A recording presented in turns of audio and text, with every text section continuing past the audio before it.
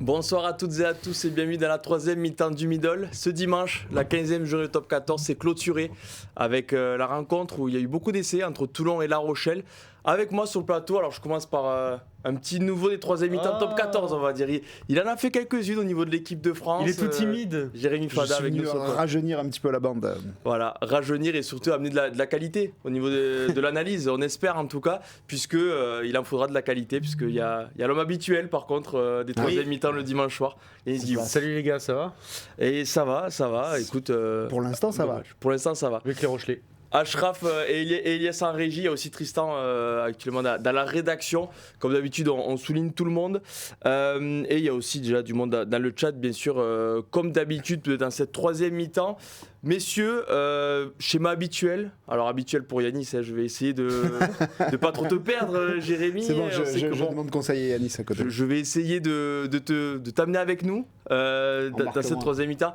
Non, on commence bien évidemment avec le match entre Toulon et La Rochelle. Il y avait un contexte aussi un peu autour de ce match avec une équipe très rajeunie de La Rochelle, entre les blessés, les joueurs préservés, conservés, en tout cas par le staff de l'équipe de France. Bon, début de match surprenant, on va dire pour Toulon surtout. 17-0 en 15 minutes pour La Rochelle. Bon, au final, les Toulonnais ont quand même fait le job. J'avais mis victoire bonifiée, 45-26. La Rochelle, le côté a un peu explosé en seconde mi-temps, mais Toulon aussi a assumé son statut, en tout cas sur le papier. Ouais, logique respectée, quoi, on va dire. Sur le papier, on s'attendait un petit peu à ce genre de match, en tout cas à ce résultat, pas forcément à ce scénario-là. Dans la continuité un petit peu quand même pour le RCT, je trouve que c'est pas la première fois de la saison qui connaissent quelques difficultés, mais là où on voit que cette équipe quand même, elle a beaucoup mûri, c'est qu'ils arrivent à sortir de ce genre de piège. Ils arrivent en cours de match à resserrer le jeu quand il faut, à se montrer plus pragmatique, plus efficace. Et aujourd'hui, voilà, malgré les difficultés de ce RCT pendant 50 minutes, troisième du championnat, j'allais dire personne n'a rien à y redire, c'est clairement la troisième force de ce top 14. Et moi, allez, pour continuer, je suis assez admiratif franchement de ce que Pierre Mignoni il est en train de faire à Toulon. On a critiqué les 2 dernières années le manque de continuité de cette équipe un petit peu irrégulière. Mais il ne faut pas oublier qu'il n'y a pas de magicien, qu'à un moment, quand on construit un projet, il faut du temps. Voilà. Et Pierre Mignoni, on connaît toutes ses qualités, elles ne sont plus à prouver, mais il lui fallait du temps pour reconstruire, consolider un petit peu son effectif, et clairement ça porte ses fruits cette saison. Ouais, parce que le piège avait tout pour se refermer en fait sur ce RCT à Mayol, La Rochelle qui du coup prend confiance,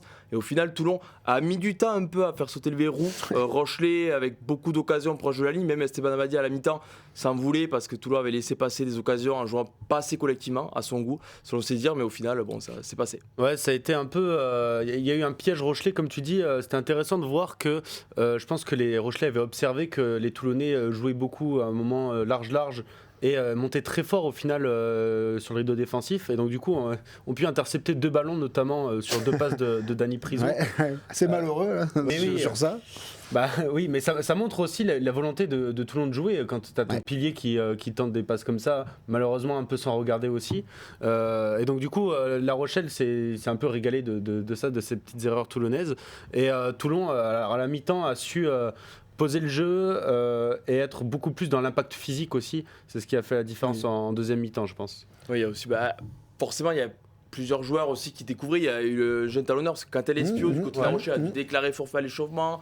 Il y a un jeune talonneur de 18 ans, Gabin Garot, qui est dans le groupe UVN, donc on pourra voir peut-être avec les Bleuets, mais qui vit son premier match.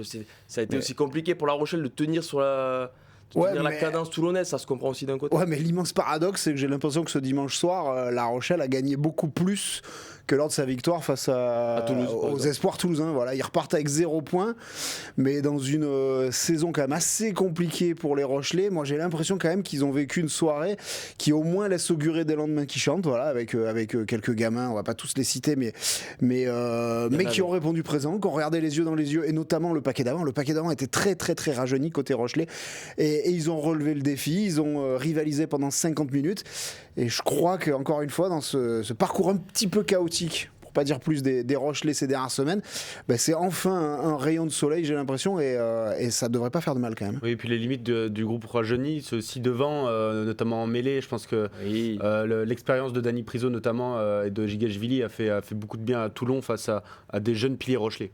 Ouais, il y a aussi, juste pour finir sur La Rochelle, il y a aussi le très bon match d'Antoine Astoy. Ouais. Tu sais qu'on en a beaucoup parlé, exact. pas tout le temps bien, à raison, parce que ses performances c'était un peu les montagnes russes. Bon, au final, oui, il y a défaite pour La Rochelle. Mais La Rochelle a pu compter sur un énorme demi d'ouverture à Toulon. Il était dans tous les bons coups et il a presque T'as tout l'impression réussi. que dès qu'il touchait le ballon, il faisait une différence. Il a aussi, c'est même pas, il n'y a pas eu de réussite en fait. C'est ça qui est fort parce que des fois on se dit, il a eu de la réussite et tout. Non, là, il a juste tout bien fait avec un super timing, notamment sur le premier essai, du coup juste avant de sortir en touche. Sur le deuxième essai, juste avant que Leeds le dépasse. À chaque fois, il a été dans le bon tempo. Alors c'est hyper important pour un ouvreur quand même. Et donc ce qui a fait qu'il a réalisé un très bon match tout en étant aussi à droit face au Perche. Faut le souligner. Donc Antoine Astoy qui a repris confiance depuis quelques semaines à La Rochelle. Mais qui a vécu des semaines très très très difficiles. J'étais à la conf de presse il y a 3 semaines là, ou 2 semaines contre le Leinster après le match où on a essayé de l'interroger là-dessus sur les semaines qu'il avait vécues où il était au placard. Ouais, un peu au placard. Ronan O'Gara avait dit d'ailleurs qu'il avait changé un petit peu de management avec lui parce qu'il avait été trop dur et il dit je l'ai brisé. On a essayé de l'interroger là-dessus, il n'avait pas voulu répondre. On a compris en tout cas que no comment, que ça avait été dur pour lui. Il a vécu un petit peu des hauts et des bas comme ce match face au Leinster où il avait vécu des très hauts mais des très bas aussi dans ce match-là. Ça fait plaisir quand même de le revoir à ce niveau. C'est un garçon qui est tellement talentueux, qui devrait apporter tellement à cette équipe où on connaît quand même la complexité du numéro 10 à La Rochelle depuis quelques mois. Donc il a tous les bagages nécessaires pour s'imposer à ce poste et plier le débat. Puis surtout, tu as l'impression d'avoir revu un peu, sur ce match en tout cas, j'ai l'impression, l'Antoine Astoy de Pau, c'est-à-dire un Antoine Astoy gazif. Oui. C'est aussi ce qui lui manque. Gazif. Oui, c'est aussi ce qui lui manque. C'est comme ça qu'on dit, non? Il met le doute. Depuis le début, depuis qu'il est arrivé, même à La Rochelle, même si sa première saison est plutôt bonne, il a quand même eu beaucoup plus un rôle de métronome stratège que de vraiment joueur impact qui traverse le terrain. Et là, on a vu qu'il avait quand même des cannes et qui pouvait avancer. Ouais. Donc voilà, bon Antoine Astoy, ça n'aura pas suffi malheureusement pour les Rochelais qui au final on va en parler d'autres équipes, mais Montpellier a perdu, mais Montpellier a 2 points, Castres est revenu à 1 point avec sa victoire contre le Racing. Et Lyon se relance dans la course à la qualification. Et la prochaine journée, avec la victoire à Bordeaux. La prochaine journée pour La Rochelle dans 3 semaines, c'est déplacement à Lyon. Donc déplacement important match avec des Rochelais. On imagine qu'ils seront encore amoindris, notamment en 3ème ligne avec certains bonhommes comme Paul Boudéan, Grégoire qu'on n'imagine pas être relâchés par le 15 de France. Parce qu'en plus, ils ont les suspensions aussi, que tu ne mentionnes pas. Oui, tu dis pris en équipe de France, ils ont aussi des trucs qui sont de leur fait. Des suspensions, je pense à Latou, tu vois, par exemple. Oui, et Théi Thomas. Mais il me semble. Latou, il est plus suspendu. Ah si, il est suspendu pour ce match. Et après, Thomas, je pense qu'il peut revenir contre Lyon, mais je veux pas asséner. Mais Latou aussi va revenir. Donc voilà. Non, il y a juste dans le chat, on dit qu'on n'écoutera plus Yanis à la grande mêlée, puisqu'apparemment les choix n'ont pas été. Alors, attention, ceux qui étaient présents sur le live La Grande Mêlée hier ont vu que j'ai fait une équipe panache. J'ai mis Nance Duquin capitaine, alors que c'est pas forcément genre la grande mêlée. J'ai fait plaisir au chat. J'ai proposé du divertissement. Voilà. C'est pour ça qu'on me met sur les. Apparemment, les réactions, j'ai pas l'impression que tu leur aies fait beaucoup plaisir. Et le problème, c'est que tes joueurs aussi ont proposé du divertissement lors de leur match apparemment. Ouais. Ça n'a pas payé. J'ai quand même Bézia qui a marqué un essai. J'avais Dréan, j'avais Serein. J'ai fait des bons coups. Après, j'ai Antoine Ocagne qui fait moins 7,5, je crois. C'était peut-être pas le meilleur coup du monde. Mais voilà. Petite pièce pour Yanis. Et du coup, tu as parlé de Bézia, tu as parlé des Vantés. Ashraf, attention, prépare-toi, il y a jingle et on parle des Vantés qui ont gagné le Stade Français.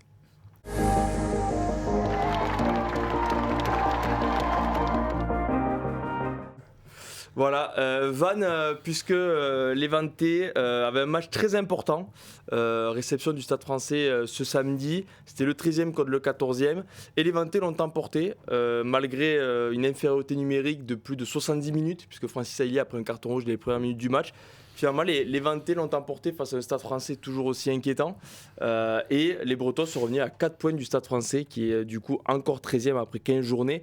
Bon, si on met de côté un Stade Français qui est de plus en plus inquiétant, on peut souligner aussi le beau match au niveau de l'engagement, Yanis, des Vantais, qui a 14 contre 15 une grande partie du match, ont fait le boulot. sous des conditions très compliquées, en plus dans des conditions climatiques très compliquées. Ouais, conditions compliquées. Ils ont su montrer de la maturité sur leurs essais en enfonçant les Parisiens en puissance. C'est pas mince à faire quand on connaît la réputation notamment du pack du Stade français. Et ils ont su être patients.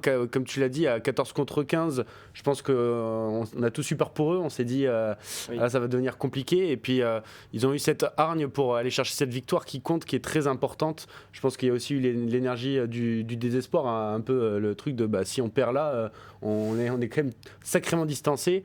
Donc oui, voilà, ils ont été. Merci Yannick, fait une émission. Ouais. Non, Merci. Voilà. C'est une belle chute. Transition, non? Merci. J'ai fait un bon résumé. Ils ont été puissants, quoi. Ils ont été puissants. Non, mais on a compris. Ils se sont appuyés sur ça. Non, on a compris. C'est vrai que c'était un peu le match. De la mort on va le dire à chaque fois pour les 20. Non, bah alors là c'est pour vraiment ça. Tu perds contre l'avant-dernier. Tu perds contre l'avant-dernier, t'es quand même sacrément. Mais après, il n'y a pas de honte à le dire. Les Levante, je crois maintenant ils l'ont compris. Ils vont jouer des dernières cartouches quasiment tous les week-ends. Donc maintenant, chaque point, j'allais dire, va compter double ou triple. Qui plus est contre un adversaire direct. Et là, c'était un adversaire direct. Effectivement, si tu perds à domicile contre le Stade Français, et il n'y a qu'à regarder le classement, t'es distancé. Donc il reste dans la course. Mathématiquement parlant, c'est quand même une excellente nouvelle aussi pour l'attrait de ce championnat, de dire que c'est pas fini en bas.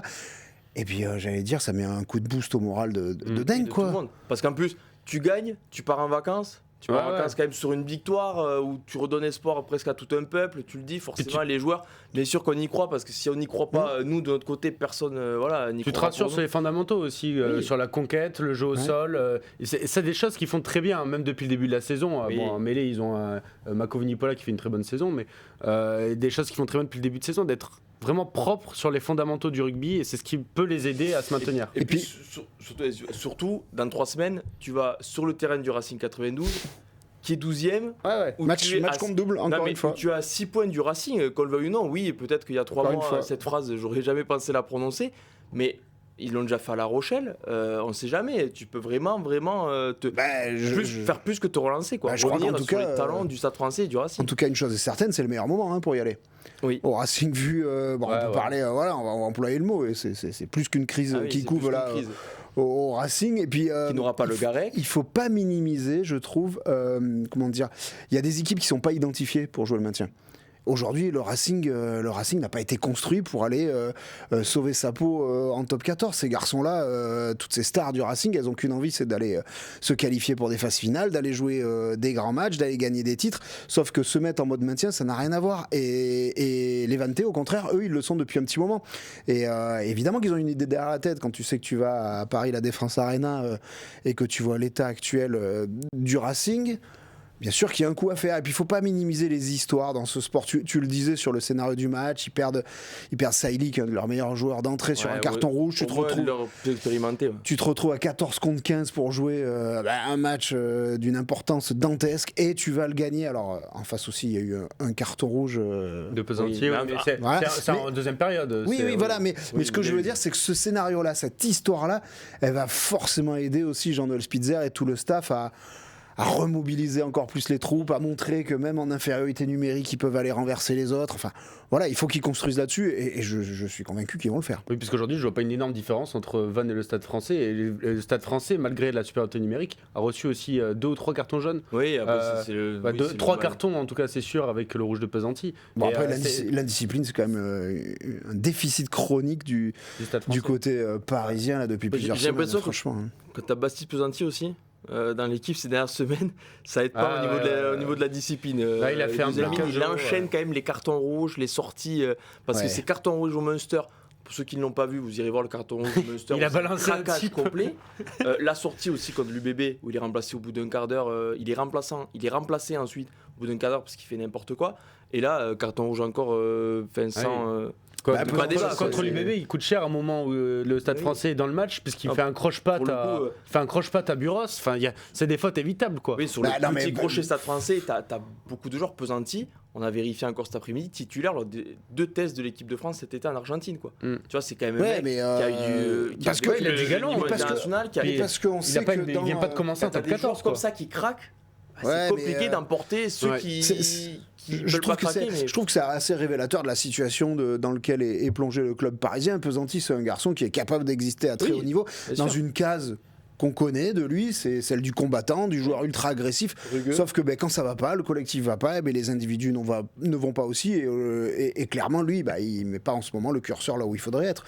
Mais c'est assez symbolique quand même d'une équipe qui déraille. Tu parles de la victoire de Vannes qui peut donner de confiance, parce que des histoires comme ça, tu dis, à l'inverse, au Stade Français, là, tu perds à Vannes dans ces conditions-là, en étant alors que Vannes a pris un rouge. Là, tu prends un énorme coup sur la carafe quand même.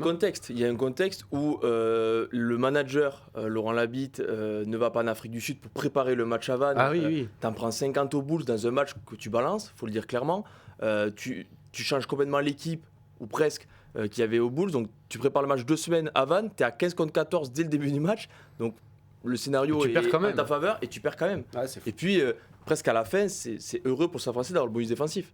Parce qu'ils sont distancés d'une dizaine de points pendant un bon petit moment et dominés devant. Mais tu te rends compte ? Et puis ils ont craqué. Je ne sais pas ce que tu retiens de ce match, mis à part au niveau comptable où tu as pris un point et du coup tu as un delta un peu seulement de 3 points avec Vannes.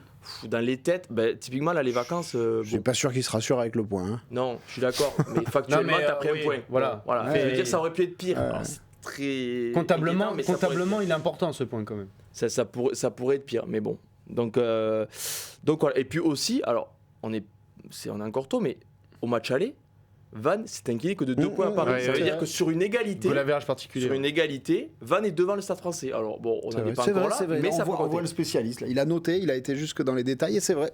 Non, mais on avait dit que ce match aller, je pense les pouvaient s'en mordre les doigts. Tu t'accroches à tout et c'est voilà, ils ont gagné aussi ça. Les Vantais, c'est que sur une égalité au Stade Français, ils sont devant le Stade Français.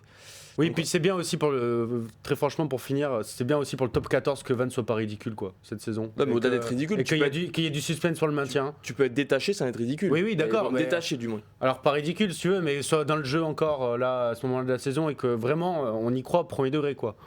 Qu'il n'y ait pas 6 mois de le match de dernière chance machin. Oui, alors que tu te dis bon, même s'ils gagnent là, on va encore le dire. Hein. Oui, on va encore le dire. Je préfère te prévenir tout de suite. On va encore le dire, mais là ils sont véritablement dans la course. Oui. Donc tu en as parlé un peu, Jérémy, il a voulu aller un peu trop vite dans cette émission. C'est là où on voit du Racing. C'est le manque d'expérience. C'est là où on voit l'expérience de l'homme. Manque d'expérience. On l'a vu partir et bon, on est là pour t'encadrer. Il apprendra de ses erreurs. Jingle Ashraf, parce qu'on va parler, tu l'as parlé un peu, mais du Racing 92, où comme tu l'as dit, il y a plus qu'une crise peut-être qui couvre en Inter. On en parle tout de suite.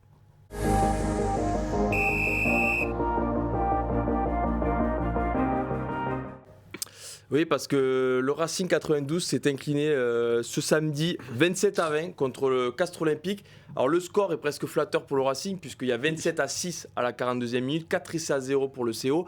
On va pas se mentir, pendant 50 minutes, il n'y a pas eu match. En Inter, même le CO aurait pu marquer beaucoup plus d'essais, notamment en fin de première mi-temps. Et puis le Racing se retrouve 12e, à 6 points de Vannes, qui est la lanterne rouge du top 14, avec des joueurs... cruellement en manque de confiance ou pas à leur niveau, et une identité de jeu qu'on ne reconnaît pas ou plus du côté du Racing. On ne sait plus où sont les points positifs pour les Français. Ouais, t'as assez bien résumé. Moi, j'ai l'impression quand même que ce Racing depuis des mois, déjà quand t'as pas Nolan Le Garec et ou Gaël Ficou sur le terrain. Collectivement, il se passe plus grand chose. Il y a plus de répondants, plus de leaders. Voilà, on est dans la suite logique un petit peu de ce qui se passe depuis maintenant 1 an et demi. Au niveau du Racing où tout presque a été raté quoi. À commencer par les recrutements des joueurs au CV long comme le bras qui étaient censés apporter à chaque fois une plus-value énorme et puis on va de flop en flop. Hein. On se rappelle tous de Colisi, mais faut aller plus loin. Des mecs comme Guélant à l'époque, c'était quand même un gros coup. Boffelli, c'était un gros coup. Cette année, Farrell, c'était un gros coup. Bon, mais voilà, ils ont tous fait flop. Donc, du coup, on ne sait pas trop où ce Racing va. Et franchement, c'est vraiment, vraiment, vraiment inquiétant. Il faut se rappeler quand même que le Racing, c'est une équipe qui était finaliste de la Champions Cup en 2020. Quoi. Ouais. Oui, et puis aujourd'hui, elle est 12e du championnat. Il faut se rappeler aussi que le Racing est remonté en top 14 en 2009. Depuis, ils ont toujours participé à la phase finale. C'est le seul club qui peut se targuer de ça. Depuis les phases finales, du coup, 2010... à 2024, le Racing est toujours dans les 6 premiers. Là, aujourd'hui, ça paraît juste... ça paraît fou ça paraît fou déjà de les voir dans les 6. ça paraît aussi fou de les voir être relégués dans quelques mois, mais comme l'a dit Henri Chavancy après le match, aujourd'hui ils sont plus proches de la 14e place que de la 6e. Donc il faut être réaliste. Puis, aujourd'hui c'est le maintien. Et pour l'instant, que le maintien. Puis rappelez-vous Montpellier, moi ça me rappelle un peu l'histoire de Montpellier. C'est là où je rejoins Jérémy sur le fait de t'as des joueurs qui sont programmés pour jouer le top 6 et d'autres qui sont pas programmés pour jouer le maintien, quoi. Et c'est pour ça que ça me fait penser à Montpellier et des équipes qui on voit pas du tout batailler pour le maintien en début de saison. Voilà. Et au fur et à mesure, le doute s'installe et puis tu paniques, quoi. Tu sais pas comment réagir sur le terrain. Et cette défaite, elle est d'autant plus inquiétante face à Castres que Castres a montré que si tu envoyais une vraie équipe au Racing, tu pouvais écraser le Racing. Donc maintenant, toutes les équipes, elles vont se dire quoi ? On va mettre notre grosse équipe au Racing et on va aller prendre nos points, quoi. Puisque, franchement, que Castres prenne pas les 5 points, c'est quand même assez fou, puisqu'ils ont un essai refusé par c'est qui marque sur la Chistra du Mora ? C'est Palis ? C'est Palis, ils ont cet essai refusé. En fin de première période, ils ont une énorme occasion, tu sais pas comment ça marque pas, et tu perds ce point. C'est quand même... le Castres doit prendre des 5 points tous les jours au Racing. Enfin, c'est quand même fou de dire ça.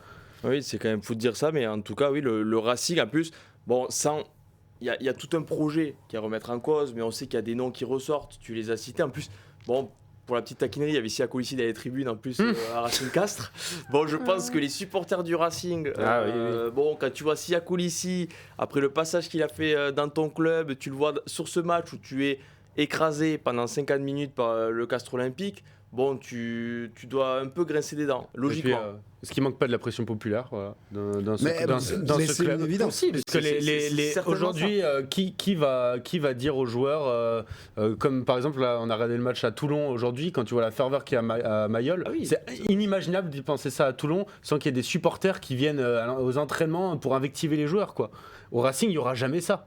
Il n'y aura jamais ça, et c'est peut-être ce qui manque aujourd'hui à cette équipe pour qu'elle se rebelle. Parce que t'as aucune âme de rébellion dans cette équipe non plus. Tu sens pas que d'un coup il y a un mec qui va dire c'est bon, j'en ai marre. Mais parce que ceux qui ont cette âme-là, ils sont pas là en ce moment. Tout le groupe vers le haut. Parce qu'ils sont pas là en ce moment. Il y a un manque de caractère en fait au Racing. T'as l'impression, mais aussi voilà, dès que t'enlèves le Garé qui Ficou. Mais oui.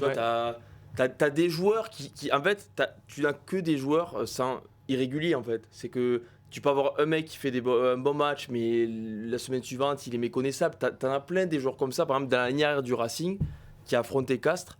Alors bon, t'as Owen Farrell, lui qui est malheureusement régulier dans la contre-performance, mais Dan Lacaster a eu des petits coups d'éclat, mais voilà, dans un match comme ça, il disparaît. Puis, Max parce Spring. que, je le dis pour ceux qui nous écoutent, il y a un très bon papier sur Ibirama de notre collègue Marc Duzan sur pourquoi le Racing est en crise.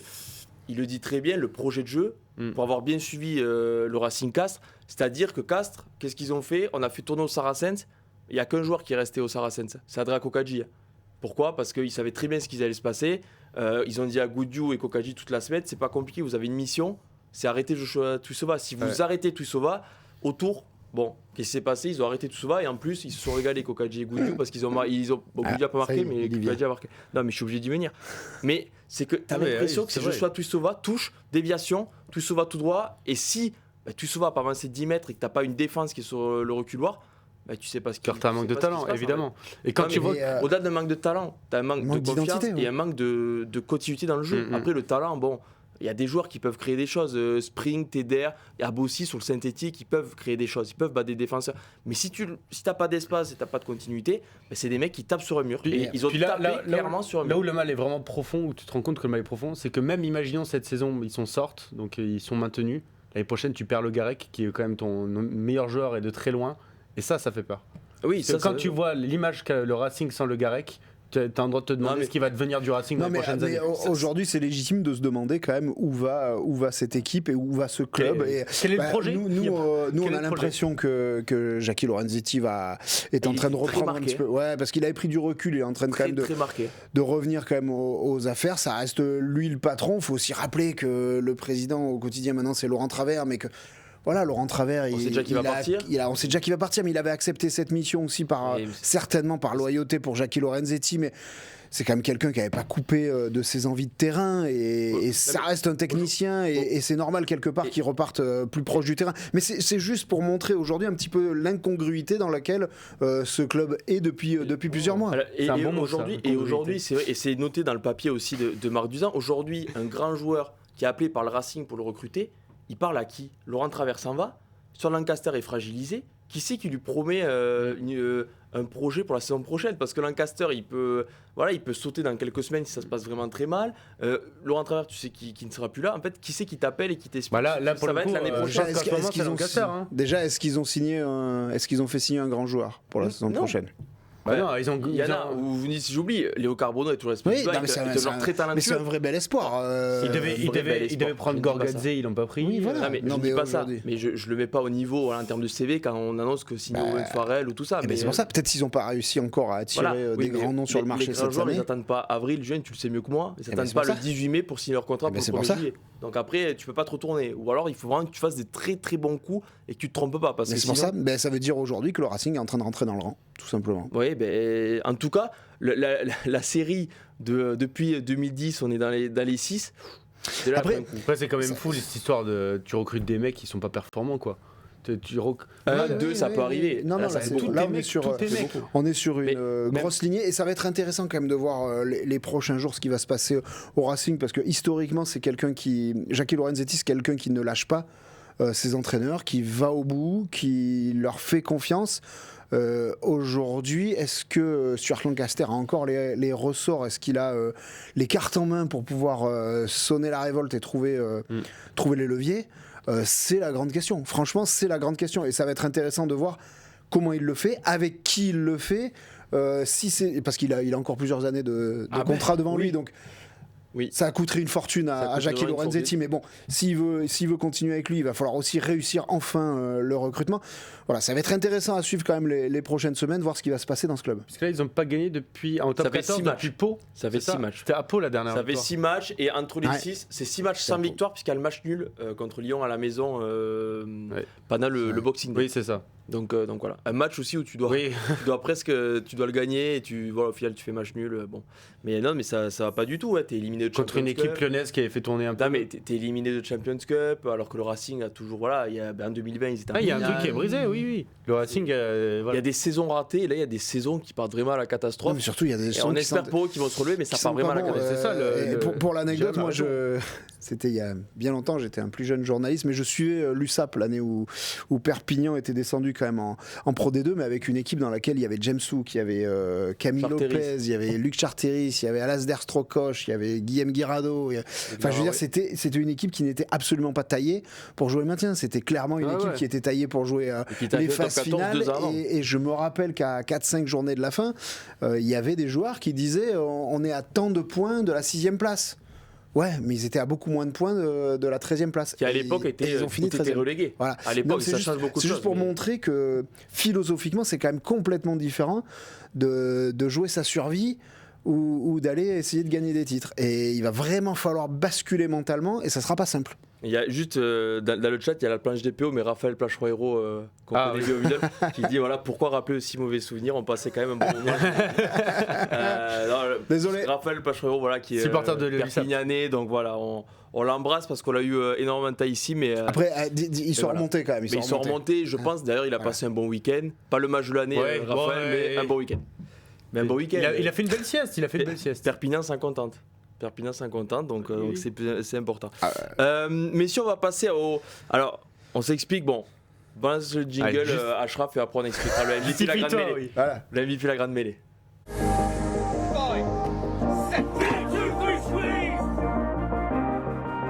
Alors, comment il va les entuber? Comment il va leur... Non, mais c'est la vérité. Qu'est-ce que vous voulez que je vous dise ? C'est la vérité. Jusqu'à 23h, Jack Willis était la MVP la grande mêlée de ce week-end. Et puis un Toulonnais est arrivé. Deux sont passés devant. Il y a Esteban Abadi et Baptiste Sorel, mais j'avoue qu'à la fin. Et en plus, ils ont marqué les deux. Mais qui c'est qui est numéro 1 ? Je crois que c'est Abadi qui est numéro 1. C'est Esteban Abadi qui est numéro 1. Bon, c'est le même numéro, c'est le même poste. Au bout d'un moment, on se rapproche quand même, Jack Willis et Esteban Abadi. Ouais. C'est pas le même style de jeu. L'Angleterre, la France, c'est quand même pas si loin. Il n'y a que la Manche. Pas le même style de jeu quand même. Toulon, Toulouse, rouge et noir, les deux, c'est ça ? Oui, voilà. Ouais. Bien sûr, mais il y en a un qui est en sélection. Ouais. Stéphane Abadi. Voilà. Il y a un sélectionneur qui aimerait bien avoir l'autre, j'ai l'impression. Voilà. Non, plus sérieusement, Jack Willis. Mais on voulait pas faire une fixette sur Jack Willis précisément. Jack Willis était le MVP de la grande mêlée jusqu'à 23h ce dimanche parce qu'il a encore sorti un match énorme. Mais avec toi, Jérémy, qui était au match Toulouse-Montpellier, qui a ouvert cette 15e journée, 27-17 pour Toulouse. faut rappeler, Toulouse était mené 3-0 à la mi-temps, Montpellier, sous la pluie, face à un pack de Montpellier qui était quand même assez impressionnant. Et puis les Toulousains s'en sont encore sortis grâce à des coups d'éclat, grâce au talent tout simplement. Et au final, les Toulousains étaient même à 2 doigts d'empocher bonus offensif. Donc voilà, doublon pluvieux, doublon heureux pour le Stade Toulousain.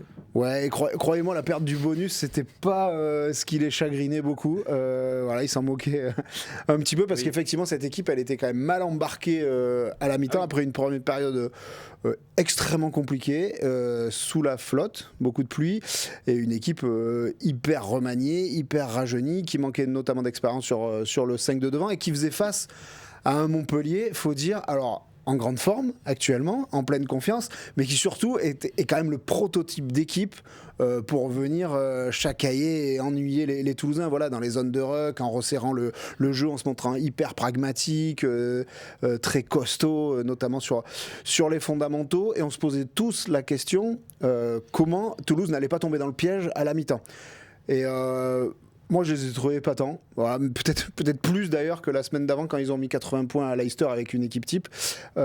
Trouver les solutions comme ils l'ont fait, avec autant de changements dans le caisse de départ, en resserrant le jeu dans l'axe à la mi-temps et en nous mettant 3 essais qui sont partis de leur camp, 80 mètres à chaque fois. Voilà, cette équipe, ce groupe en général a quand même des ressources assez incroyables. Et croyez-moi, le soulagement, il était immense au coup de sifflet final de partir en vacances là-dessus. D'ailleurs, les Toulousains, on a vu des images, 10 minutes après le coup de sifflet final, étaient tous à la bodega. On a même vu Hugo Mola, tout le staff, avec des boissons alcoolisées à la même, mais qui faisaient la fête. Peut-être de la bière sans alcool, on sait pas. Oui, possiblement. Pour l'anecdote, on a été prévenu en conférence de presse que le coach, c'était Clément Poitrenaud qui est venu, et les 2 joueurs qui allaient venir auraient un peu de retard parce que de manière un petit peu improvisée, ils sont partis à la bodega fêter ça.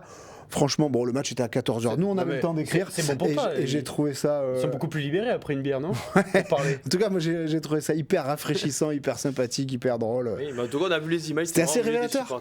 C'était assez révélateur quand même. Parce que on en parle souvent des doublons de Toulouse, parce qu'à chaque fenêtre internationale, ils perdent un nombre de joueurs incalculable. Même cette semaine, ils s'attendaient à récupérer Joshua Brennan. Thibaut Flamand revient blessé. Au final, Joshua Brennan est conservé, donc tu n'as plus grand monde en deuxième ligne.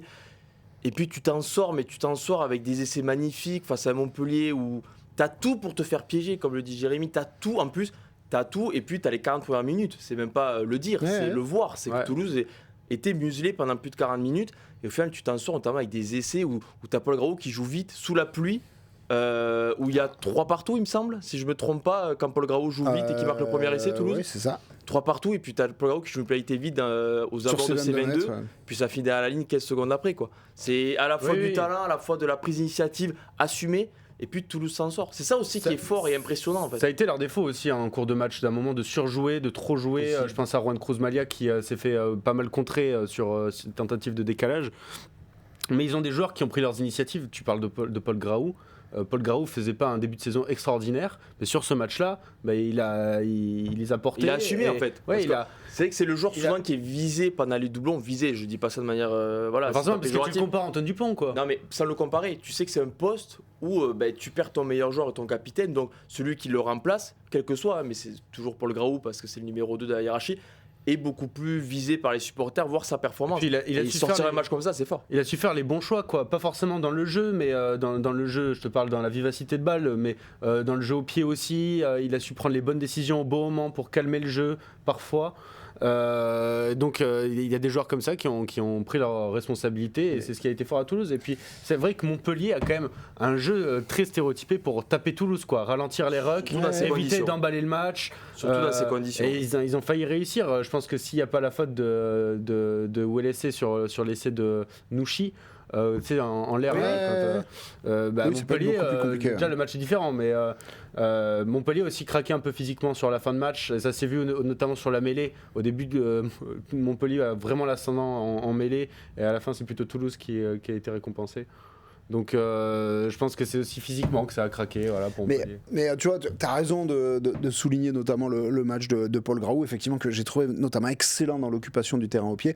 Mais à un moment, on parle beaucoup des jeunes. Moi, le premier, je l'ai fait tout à l'heure. Mais les jeunes, ils sont aussi amenés par ces quelques mecs d'expérience qui, dans ces moments-là, ont un rôle absolument primordial. Et quand ils changent un petit peu leur fusil d'épaule à la mi-temps, en repassant davantage dans l'axe, en repassant sur des courses tranchantes autour des rucks, ça vient aussi, alors Clément Poitrenaud disait on a mis du bulbe, ça vient aussi de ces garçons d'expérience qui stratégiquement montrent la voie sur le terrain. C'était vrai de Paul Graou, ça a été vrai évidemment de Jack Willis qui a encore fait un match immense, Alexandre Rouma qui a été très très bon pour son retour. Voilà, ces garçons, Pitahaki, tout ça, dans ce genre de configuration, c'est eux qui sont là pour encadrer les gamins qui sont pleins de talent. Voilà. Et une fois que tu as ces gros joueurs qui t'amènent, derrière, des Lacombe, des Verger, des Théo Ntamak, c'est bourré de talent, bourré d'initiative. Et bourré de confiance. Mais voilà, c'est parce que faut dire aussi qu'ils sont portés par le blason au bout d'un moment, ces mecs-là. Oui, et puis c'est les mecs, tu sais que t'es Toulouse, que t'as quand même une. Par le blason, oui, portés par le contexte dans lequel ils sont lancés aussi, parce qu'il y a aussi quelque chose, c'est qu'ils sont aussi mis en confiance parce qu'ils sont lancés petit à petit. Du coup, petit à petit, ils s'installent et du coup, ils prennent confiance et on leur fait comprendre de suite, vous avez le niveau. N'ayez pas peur, vous avez le niveau. Ils s'entraînent au quotidien avec ce groupe depuis longtemps. Et il y a un truc qu'il ne faut pas minimiser, c'est Alexandre Rouma qui nous le disait en conf de presse, ils sont biberonnés à la victoire depuis qu'ils ont 14 ou 15 ans. Ces mecs-là, ils ont gagné les titres en jeunes, ils sont encore champions de France Espoir l'année dernière. Ils ont des liens qui les unissent, une énergie folle. Ils font pas tout bien, mais par contre, oui, ils arrivent avec une espèce de confiance et en tout cas pas de complexe quoi. Ah, puis ils peuvent voir l'avenir. Hein. Le Clément Verger, il est pas drôle. Hein. Dans l'équipe de France. Mais en vrai, c'est un joueur, on en a pas beaucoup parlé. C'est un mec, il fait pas un mauvais match. Il fait jamais un mauvais match. Il est excellent. Dans sa saison aujourd'hui, c'est quoi ce mauvais match ? Il fait que des bons matchs. Oui, il est excellent et dans un profil de numéro 5 où on n'a pas toujours été ultra riche en France ces dernières années. C'est un peu comme Flamand, on me fait passer un peu à Flamand. Profil de numéro 5 un peu plus lourd, mais mais alors très mobile et très bon ballon en main. Ouais, un mec qui amène beaucoup de continuité. On le voit notamment, il adore là, quand il est au contact, monter les bras, faire passer le ballon. Non, franchement, et je suis d'accord avec toi. Ces dernières semaines, ces derniers mois, c'est un garçon qui va découvrir monte en compétence. Et c'est pas illogique qu'il aille découvrir un petit peu ça. Ouais. Par contre, tu les suis mieux que moi, mais j'ai l'impression que c'est quand même récurrent les problèmes en mêlée. De Toulouse sur le récurrent oui et non, ça dépend des matchs, ça dépend qui il y a sur le terrain. Faut pas oublier que par exemple Dorian Aldeguerri n'était pas dans le groupe ce week-end, et Aldeguerri on en pense qu'on en veut, mais c'est un garçon qui tient le secteur de la mêlée depuis des années à Toulouse. Il n'y avait pas au talon ni Marchand ni Movaca, ni Cramon. Donc en première mi-temps, ils ont été vraiment mis à mal en première mi-temps en mêlée, mais en touche aussi, ils ont eu des difficultés. Après, ce qui est marrant, c'est que le match il bascule quasiment sur. Rappelez-vous, la deuxième mi-temps, le coup d'envoi directement en touche de Juan Cruz Malia, ça fait mêlée au centre du terrain et pénalité pour Toulouse. Ouais. Et cette mêlée-là, je pense qu'elle fait très très mal à Montpellier et qu'elle fait un bien fou à Toulouse. Ouais. Juste là, il y a une question. Castroferra, il revient quand ? Ce serait mi-février. Enfin, c'est ce qu'ils ont annoncé dès le début. Il n'y a pas eu de nouvelles. Castroferra. Donc c'est au coude maintenant parce qu'il était revenu. Il avait fait une fracture du sinus tout début l'été dernier. Il s'est blessé au coude à Lyon. Là, enfin tout vous dire, il a repris la course. Non, il n'a pas encore repris les contacts, mais il a repris la course. Donc on devrait le voir en cours de période de doublon. Juste avant de conclure sur ce match, je suis quand même très content de ce qui est devenu Montpellier. Moi, je trouve que Montpellier, c'est une équipe qui aujourd'hui a une vraie identité de jeu. Tu vois, on parlait du Racing tout à l'heure. A une vraie identité de jeu, un vrai projet. Ils savent où ils veulent aller. C'est clair. Malheureusement, là, ils ont eu des erreurs, notamment la charnière qui n'a pas fait son meilleur match. Mais en même temps, elle les a tellement portés sur d'autres matchs précédemment dans la saison que tu peux pas forcément leur en vouloir. Ils sont bons en conquête. Ils sont capables de faire des coups dans les largeurs. C'est aujourd'hui une équipe qui a son style et qui assume. On parle du recrutement. Montpellier, pour le coup, on peut faire la liste du recrutement réussi parce que Stuart Hogg, c'est une réussite. Oui. Voilà, il fait pas un très bon match là, mais c'est une réussite. Ça a été un des joueurs les moins réussites du côté de Montpellier, mais regardez clairement Montpellier si vous voulez au Boxing Day, vous verrez qu'il a fait gagner Montpellier. Il y en a eu Wilfried Patin, Vunipola, c'est une vraie pioche. Vunipola, c'est le joueur qui m'a le plus impressionné cette saison quand j'étais à Castres Montpellier. C'était un mur. C'était pas compliqué, c'était un mur. Et le staff, oui. Le staff, en parlant de. Ils font du bon travail et puis ils prennent prennent leur temps, voilà, c'est un projet qui se développe, ils font pas des grandes phrases, c'est pas le feu, voilà, ils avancent tranquillement, ils font leur bout de chemin, et petit à petit, ils sont en train de reconstruire Montpellier. Et ils sont revenus à 3 points du top 6, si je ne m'abuse. Ouais, à 2 points de La Rochelle. Ils sont déçus de pas prendre 2 points là. Oui, parce à Toulouse. Mais t'en rends compte, c'est bien, c'est une progression. Ils sont déçus de pas prendre 2 points. Ils sont allés à Toulouse en se disant, on va aller les taper quoi. Et c'est Montpellier l'année dernière. T'en rends compte ce que c'était. On part quand même de loin. Quoi. Et match important. Ah oui, de très loin, parce qu'il faut se rappeler que à 2 minutes près. 77e minute de jeu à l'Access Match à Grenoble, ils étaient en Pro 2. Voilà, on part de très loin. Donc c'est pour ça que je suis content de revoir un Montpellier qui marche bien et qui est cohérent. Quoi. Match très important pour Montpellier en 3 semaines, réception de Toulon. Match très très important pour Montpellier, parce que tu peux aussi envoyer un message. Messieurs, on va passer aux 15 de la semaine. On va s'avancer sur 2 joueurs. Achraf, c'est à toi, et ensuite ce sera à nous.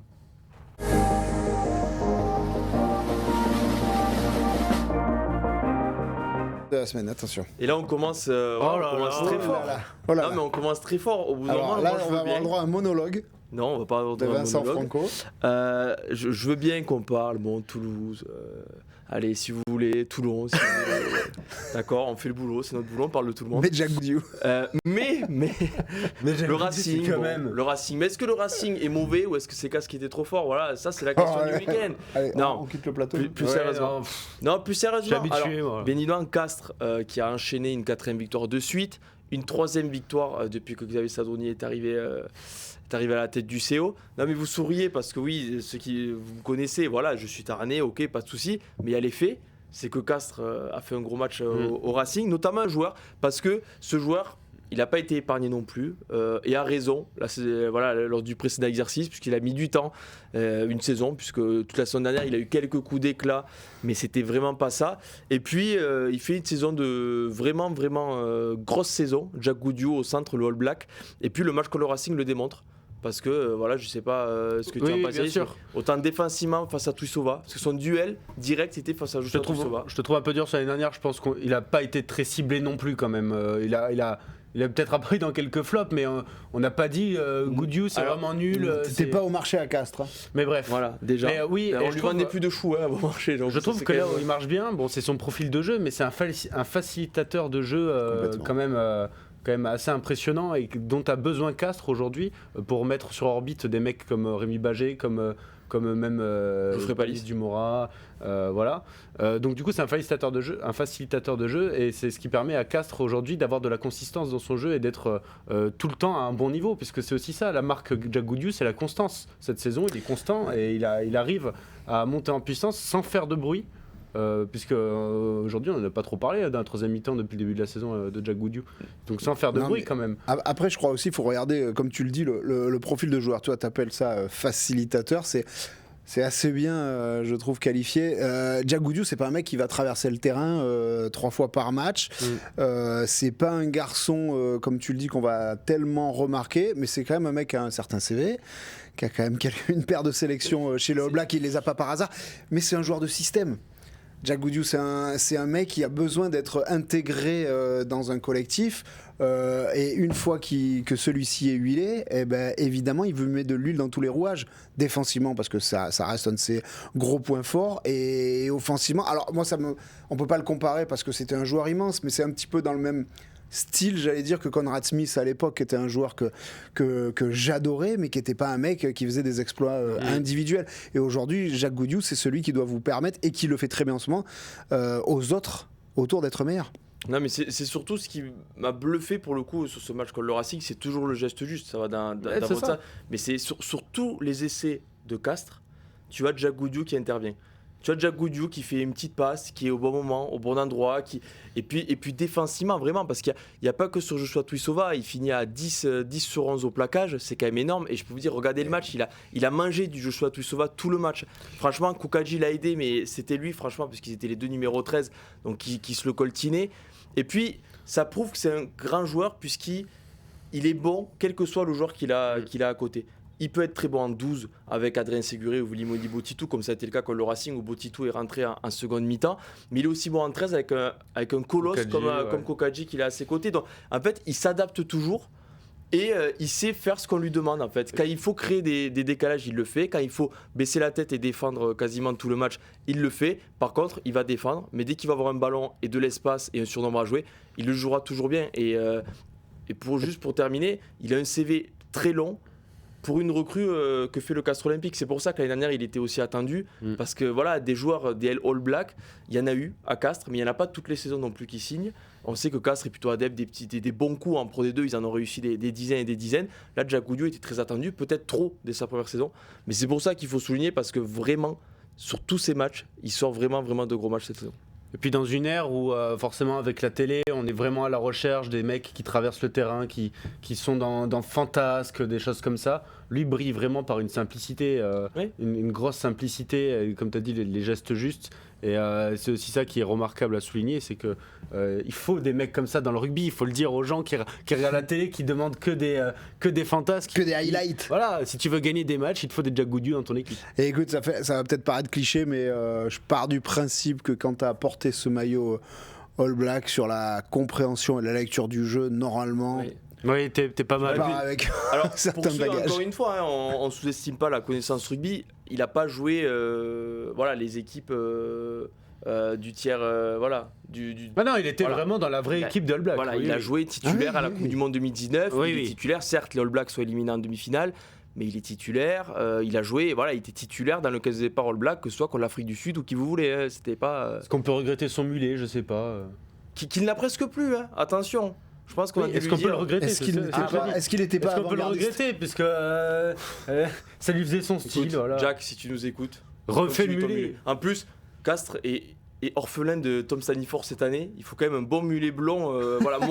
Moi, de toute ma vie, j'ai jamais assumé le mulet. Voilà, je ne l'ai jamais fait malgré ma couleur de cheveux. Fais-le pour moi. C'est Jules Favre, il s'est fait un mulet, j'ai vu. Et le bandeau. Et le bandeau. Donc en fait, incroyable, le style incroyable. On m'avait pas prévenu que dans cette émission, par contre, on dérivait pendant 5 minutes sur le mulet, quoi. Ouais, si. C'est l'instant mode. Ce qu'on peut. Et puis en plus, Castres là, il n'y a plus Staniforce, donc il n'y a plus de mulet sur le terrain, ça nous manque. Donc voilà, c'était la parenthèse Jack Goudio qui a sorti un gros match, qui est forcément dans le caisse de la semaine, qui a eu 3 étoiles, ou une très bonne note. Je crois que j'ai fait avec David Bourniquel, c'est 8,5 sur 10. Je crois sur ce match, donc voilà, Jack Goudio. Et on me taquine dans le chat, on me demande ce qu'a fait Grouillet, parce que c'est vrai que j'ai failli passer un bon week-end avec des victoires d'Albi et de Castres. Le Tarn olympique ce soir. Non, mais Grouillet a perdu, oui, à Salle, donc Yanis était content puisque Salle sévère chez lui. Ouais, je suis content, je connais personne à Salle.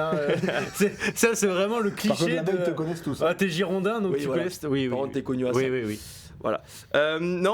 Messieurs, juste la deuxième personne sur laquelle on va zoomer, c'est Léo Berdeux, parce qu'on n'en a pas parlé, que ce soit du Loup ou de l'UBB. Mais commençons par Léo Berdeux, parce que Jérémy, tu le dis, l'histoire est magnifique pour Léo Berdeux et pour Lyon, puisque comme au match aller, Léo Berdeux a offert la victoire au Loup face à l'UBB sur une pénalité dans les dernières secondes. À l'aller, c'était la 80e minute était dépassée. Bon, cette fois, c'était à la 79e minute, mais c'est presque pareil. Léo Berdeux, c'est une histoire très positive pour Lyon et puis pour lui, puisque c'est un grand demi d'ouverture du top 14 et de le voir offrir la victoire aux siennes 2 fois face à une équipe comme l'UBB, c'est quand même fort. Cet homme est un assassin au sang glacé. Il est vraiment impressionnant, je trouve, aussi dans ses tirs au but. Là, elle est un peu plus facile que celle de l'aller, mais il a une régularité sur cet exercice qui moi, m'impressionne. Un sang-froid dans les fins de match. Et puis... oui, il a assassiné l'UBB 2 fois. À chaque fois, c'est le bourreau de... Je rebondis sur ce que tu dis. Elle était assez facile, mais au micro Canal+, après le match, il dit que pour lui, elle était plus difficile à taper que celle du match aller, parce que quand t'es dans l'angle et loin, t'as pas de pression. Si tu la loupes, on te tapera pas beaucoup sur les doigts. Alors que là, en plus, pendant le match, quand l'UBB, il en loupe une, quasiment à la même position, mais de l'autre côté, qui était assez largement dans ses cordes, et il la loupe. Donc il disait, en fait, je l'ai vécu plus difficilement que celle du match aller, parce que j'avais un peu plus de pression. Quand tu regardes aussi, le scénario est similaire au match aller. Bordeaux marque un essai juste avant la pénalité de BR2, qui est vraiment à la toute dernière seconde. Et là, l'UBB venait de passer devant par une pénalité de Carberry qui n'était pas non plus facile.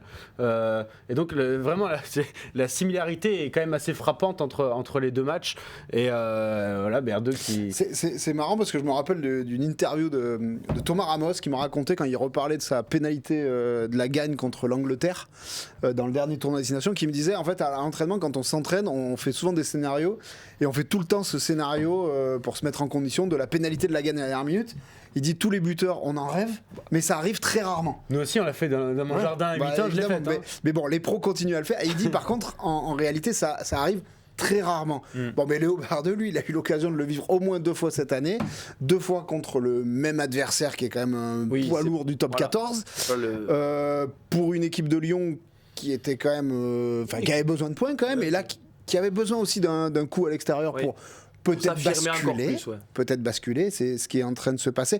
Mais globalement, moi, il me renvoie aussi l'image d'un mec en plus qui, alors c'est souvent vrai des numéros 10 ou des buteurs, mais ça se voit que ce mec, il aime prendre ses responsabilités, qu'il aime porter, que ça le galvanise, quoi. Et là, bah, il a eu un sang-froid incroyable. Je crois qu'après le match, il a raconté qu'il s'était mis dans la tête qu'il était dans un match de National 2. Oui, puisqu'il y a Genève, c'est Genève qui a gagné contre le Stade Métropolitain à la dernière seconde. Et en fait, il s'est dit, voilà, dis-toi que c'est un match de National 2.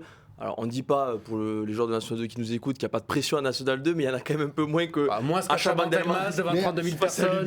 C'est marrant, ça prouve à quel point ce rôle de buteur, c'est quand même quelque chose d'ultra atypique dans le rugby, presque très individuel, quand on parle toujours du sens ultra collectif de ce sport. Il n'empêche, quand tu rentres avec ce chrono qui défile, que tu as les poteaux en face, le ballon qui est là, bah voilà, t'es seul face à toi-même, j'allais dire, face à ton destin. Et d'arriver à se mettre dans ce genre de conditions mentales, moi je suis assez admiratif de ça, surtout quand t'as une telle pression, et je comprends aussi la joie et la libération derrière quand tu mets ce coup de pied. Parce que dans la position où elle est, aussi ce qui aurait été dit s'il l'avait loupé, autant pour son équipe, qui du coup, parce que j'emploie beaucoup, mais quand tu pars en vacances, comme c'est le cas pour la plupart des top 14, c'est important de finir sur une note positive. Tu peux vraiment ruminer une défaite frustrante. Voilà, il est passé à côté d'une énorme frustration où on le vise direct, parce que c'est ça aussi la vie d'un buteur. C'est que tu peux faire la une des journaux très longtemps si tu es le meilleur buteur de ton équipe. Par contre, juste pour le citer, vivez ce qu'a vécu Joris Second, porter le Stade français toute une saison, transformation complètement en coin, ça tape le poteau. Et à la fin, bien sûr, tout le monde dit le matin en buvant son café avec son copain, c'est Joris Second qui a fait perdre le Stade français. C'est pas vrai dans les faits. Mais voilà, c'est la vie d'un buteur et parfois c'est difficile. Donc voilà. Je reconnais une certaine élégance en vrai dans son geste, même dans son jeu tout court. Je trouve que c'est un joueur élégant. C'est un joueur qui a fait ses preuves et qui les continuera à les faire. Très bon joueur, qui a eu des galères ces dernières années, qui est revenu d'une grave blessure. Qui a aussi connu le 15 de France cet été. Au genou, qui est un garçon qui compte aussi dans. Qui a eu du mal même à revenir de son genou. Dans le paysage tricolore, on sait qu'il est dans les plans. Bon, il a un poste quand même où il y a du monde et il y a du talent, donc c'est pas simple. Un peu. Mais on a aussi parlé d'Astoy tout à l'heure, qui est un petit peu dans la même situation. Mais attention, cette pénalité, on va peut-être en reparler. Parce que ce Lyon-là, qui il y a 1 mois et demi était un petit peu aux fraises. Je rappelle encore une fois, ils vont recevoir La Rochelle la prochaine journée. Et si ça gagne contre La Rochelle, le Loup va totalement se relancer à force dans la course pour les 6. Et on reparlera évidemment de cette victoire. Déjà, sans lever l'obligation de regarder vers le bas. C'est déjà important déjà dans un groupe comme ça. Ça fait 2 saisons qu'ils galèrent. L'électrochoc a fonctionné. C'est un hasard, mais c'est depuis l'arrivée de Karim Ghezal aussi. L'électrochoc a fonctionné. Que Lyon. L'électrochoc a fonctionné. Pour l'instant, il fonctionne très bien. Donc oui, c'est vrai. Et le Lyon-La Rochelle sera important à suivre parce que La Rochelle 6e, Lyon peut revenir. Du coup, ils ont 6 points de retard sur La Rochelle aujourd'hui. Mais du coup, si tu gagnes, ça va vite. Tu auras forcément au moins plus que 3 points de retard, même si La Rochelle prend un boost défensif. Donc tu reviens vraiment à portée de fusil. Et c'est important pour la suite. Juste un mot avant la fin, peut-être sur l'UBB. Parce qu'on en a parlé pendant l'émission, mais non, mais ça, on va pas tout effacer ce que fait l'UBB depuis plusieurs mois. Mais on va même pas effacer grand-chose. Est-ce que c'est aussi ça l'apprentissage ? Il y a un pari raté. Non, mais est-ce que c'est aussi ça l'apprentissage d'une équipe où on parle beaucoup de doublons pendant la semaine, on parle beaucoup des internationaux qui ne seront pas là. Là, certes, beaucoup été relâchés, mais sur le banc, la choix du staff, De Porter, Jalibert et Lucu n'ont pas débuté puisque Yannick Brul l'a voulu. Sans parler de choix loupés, peut-être. C'est peut-être aussi ça l'apprentissage, je sais pas. Il y a des matchs comme ça où tu peux te faire piéger, d'autres s'en sortent. L'UBB s'est fait piéger. Je suis pas d'accord, parce que pour moi, l'UBB n'est plus dans l'apprentissage. Voilà, c'est aujourd'hui un cas d'or, une écurie confirmée du top 14 qui a quand même vécu les phases finales tous les ans depuis 2021. Donc l'UBB sait ce qui se passe en saison régulière. Là, c'est juste une erreur. Alors, erreur, je vais pas dire, c'est une erreur collective. collective, hein. Les joueurs sur le terrain ont fait un mauvais match. Le pari de mettre un gros banc avec des internationaux n'a pas marché, puisque même quand ils sont rentrés, ils n'ont pas su faire des différences. Et puis tu perds Tatafou très vite aussi dans le match, ce qui te pénalise, puisque c'est vraiment ton fer de lance en attaque. Donc non, l'UBB s'est juste manqué sur ce match. Ça ne veut pas dire que l'UBB sera pas au rendez-vous à la fin de la saison. Ça change pour moi pas énormément de choses à la saison de l'UBB. C'est peut-être une piqûre de rappel à la rigueur, de dire faut pas s'enflammer quand même. C'est juste voilà, ils ont raté ce match. Oui, il avait tout du piège, ils sont tombés dedans, mais ça change pas une chose, c'est que forcément sur les doublons, la marge de manœuvre elle est beaucoup plus restreinte. Voilà, et là, ils sont pas passés loin non plus de gagner. Hein, je veux dire, la lecture qu'on a, elle se joue à quoi? À cette fameuse pénalité de BR2 qui arrive sur ce temps de jeu quand même. Mais sur ils font cette pas séquence un bon match quand même. Oui, mais elle est très mal maîtrisée de la part des Bordelais, où ils font 2-3 temps de jeu pour s'offrir un petit peu plus de confort sur le jeu au pied, et ils s'exposent à un contest là où il n'y avait peut-être pas lieu de s'exposer. Bon, à l'arrivée, tu subis une pénalité, c'est comme ça. Il n'empêche, encore une fois, ça enlèvera quand même pas grand-chose à ce que l'UBB a fait jusque-là.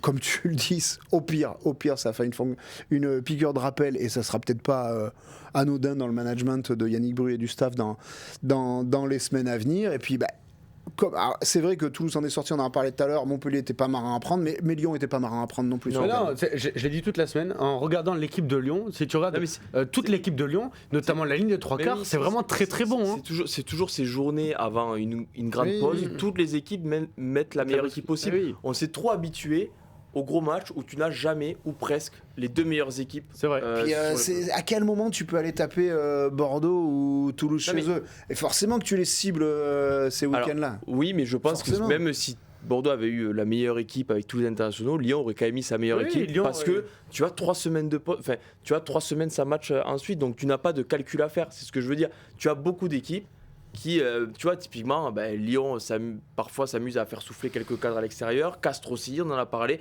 Ce sont des équipes là qui sont arrivées vraiment avec la meilleure équipe possible, en se disant lâchez tout, parce qu'après vous avez des vacances. Donc voilà, restez sur le terrain, serrez les dents, et puis ça va le faire. Et Lyon, t'as quand même quelques game changers derrière. Hein. T'as Couillou, Berdeux, Radradra, Lignashvili. Oui, t'as des game changers, sachant que Lyon aussi a eu un essai refusé en cours du match par Ratez.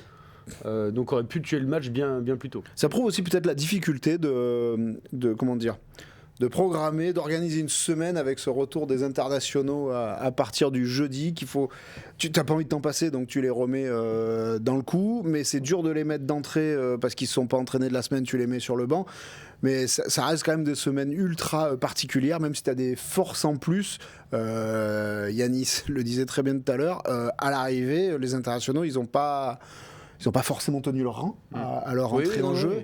Et c'est pas anodin. Voilà, c'était une semaine quand même particulière pour eux aussi. Il y a aussi eu, et Jérôme Prévost qui était au match, notre collègue qui était un peu d'accord avec moi, il y avait aussi ce sentiment de faut s'accrocher à la 50e quand Mathieu Jalibert, Maxime Lucu et Nicolas Porter vont lever le chasuble. Ça va bien se passer, on va tout c'est logique, c'est écraser. Oui, parce que ça se passe comme ça souvent. Quand t'es accroché, quand tu regardes quoi, tu regardes sur le bord et tu vois les mecs au CV long comme le bras, tu te dis eux ils vont bien me gêner. Mais ce que je veux dire, c'est que c'est logique, mais quand même ces 3 hommes sont rentrés assez tôt, et au bout de 10 minutes qu'ils sont sur le terrain où t'arrives pas à te dépêtrer de ces Lyonnais, et en plus t'es à doigt de prendre un essai de Ratez, ça te fait encore plus douter. Quand t'as l'impression que ça va se libérer et que ça se libère encore moins. Parce que les Lyonnais font le match parfait. Qu'est-ce qu'on peut faire de plus là?